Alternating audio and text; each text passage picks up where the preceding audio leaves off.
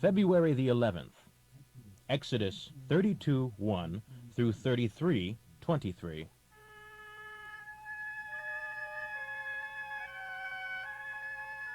When Moses didn't come back down the mountain right away, the people went to Aaron. Look, make us a god to lead us, for this fellow Moses who brought us here from Egypt has disappeared. Something must have happened to him. Give me your golden earrings. Aaron replied, so they all did, men and women, boys and girls. Aaron melted the gold, then molded and tooled it into the form of a calf. The people exclaimed, "O Israel, this is the God that brought you out of Egypt." When Aaron saw how happy the people were about it, he built an altar before the calf and announced, Tomorrow there will be a feast to Jehovah. So they were up early the next morning and began offering burnt offerings and peace offerings to the calf idol. Afterwards, they sat down to feast and drink at a wild party, followed by sexual immorality.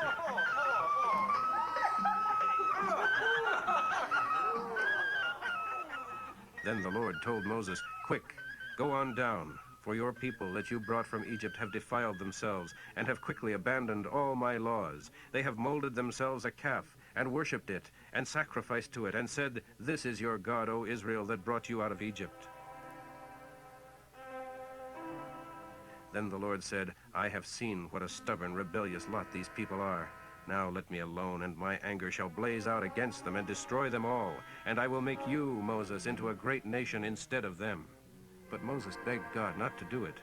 Lord, why is your anger so hot against your own people whom you brought from the land of Egypt with such great power and mighty miracles? Do you want the Egyptians to say God tricked them into coming to the mountain so that he could slay them, destroying them from off the face of the earth? Turn back from your fierce wrath. Turn away from this terrible evil you are planning against your people. Remember your promise to your servants, to Abraham, Isaac, and Israel. For you swore by your own self, "I will multiply your posterity as the stars of heaven, and I will give them all of this land I have promised to your descendants, and they shall inherit it forever." So the Lord changed his mind and spared them. Then Moses went down the mountain, holding in his hands the 10 Commandments, written on both sides of 2 stone tablets. God himself had written the commandments on the tablets. When Joshua heard the noise below them of all the people shouting, he exclaimed to Moses, It sounds as if they're preparing for war. But Moses replied, No, it's not a cry of victory or defeat, but singing.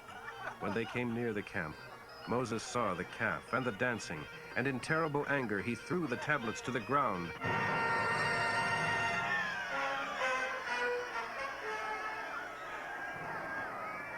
And they lay broken at the foot of the mountain.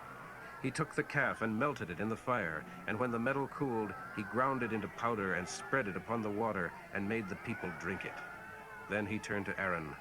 What in the world did the people do to you to make you bring such a terrible sin upon them? Don't get so upset. You know these people and what a wicked bunch they are. They said to me, "Make us a god to lead us, for something has happened to this fellow Moses who led us out of Egypt." Well, I told them, "Bring me your gold earrings." So they brought them to me, and I threw them into the fire, and, well, this calf came out. When Moses saw that the people had been committing adultery, at Aaron's encouragement, and much to the amusement of their enemies, he stood at the camp entrance and shouted, All of you who are on the Lord's side, come over here and join me. and all the Levites came. He told them, Jehovah, the God of Israel, says, get your swords and go back and forth from one end of the camp to the other, and kill even your brothers, friends, and neighbors.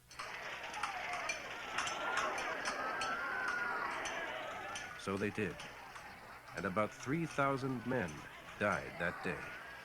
Then Moses told the Levites, Today you have ordained yourselves for the service of the Lord, for you obeyed him, even though it meant killing your own sons and brothers.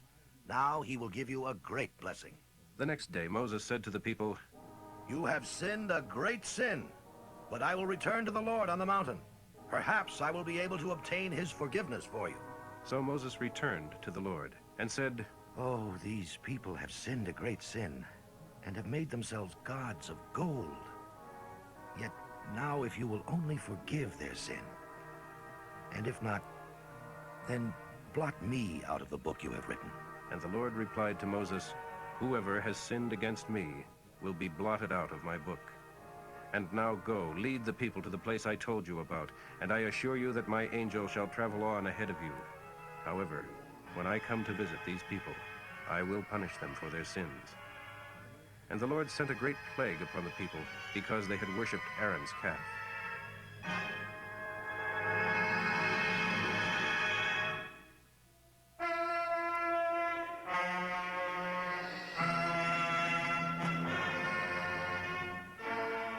The Lord said to Moses, "Lead these people you brought from Egypt to the land I promised Abraham, Isaac, and Jacob.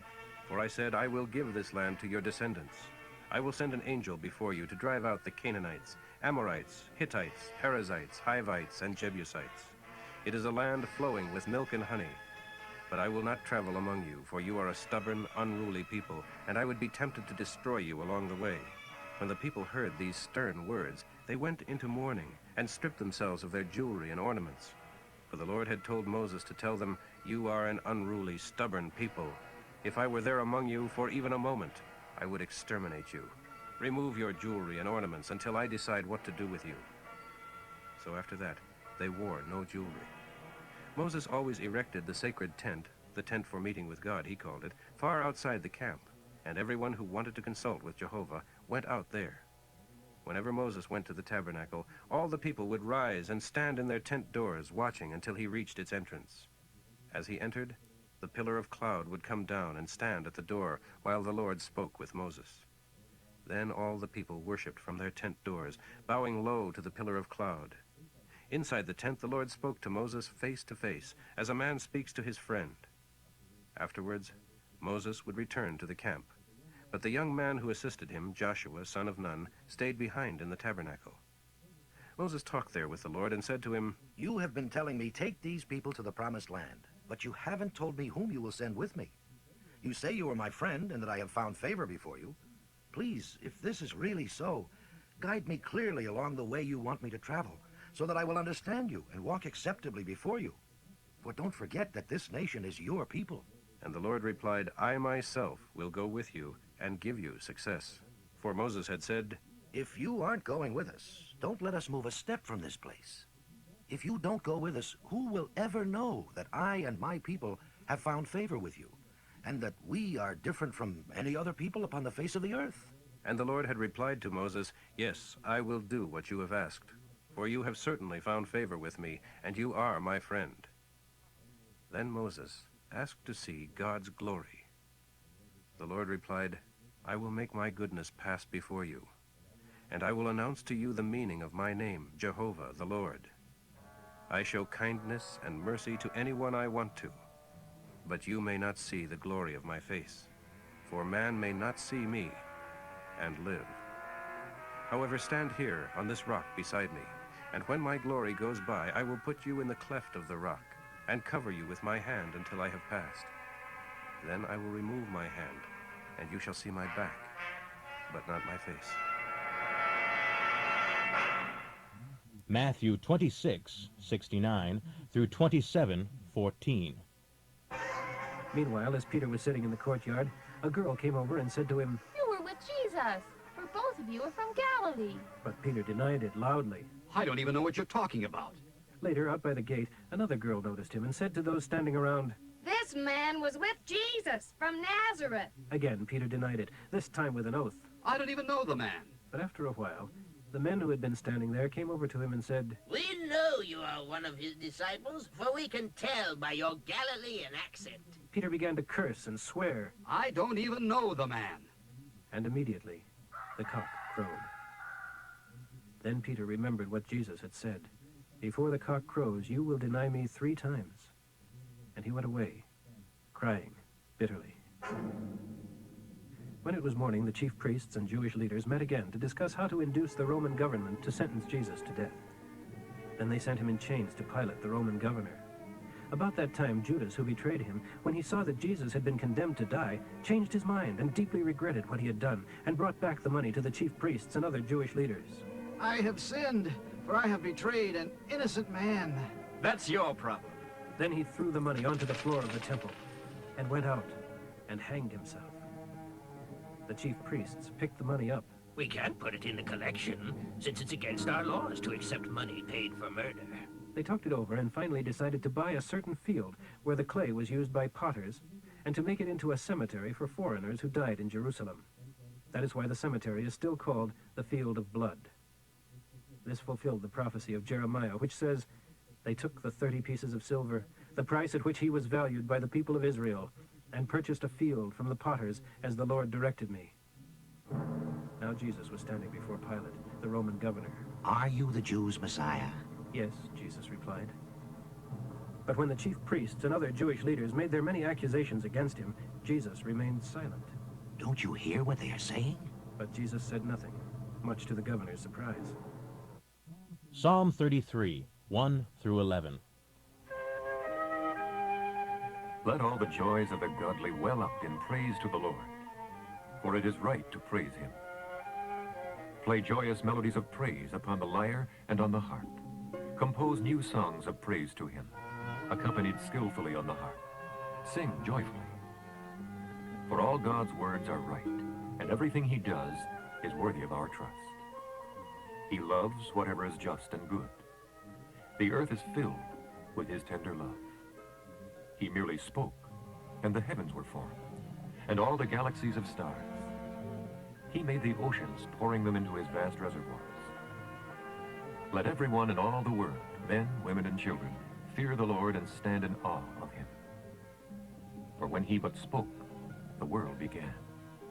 It appeared at his command. And with a breath he can scatter the plans of all the nations who oppose him. But his own plan stands forever. His intentions are the same for every generation. Proverbs for today, 8:33 through 36. Listen to my counsel. Oh, don't refuse it. And be wise. Happy is the man who is so anxious to be with me that he watches for me daily at my gates, or waits for me outside my home. For whoever finds me finds life and wins approval from the Lord. But the one who misses me has injured himself irreparably. Those who refuse me show that they love death.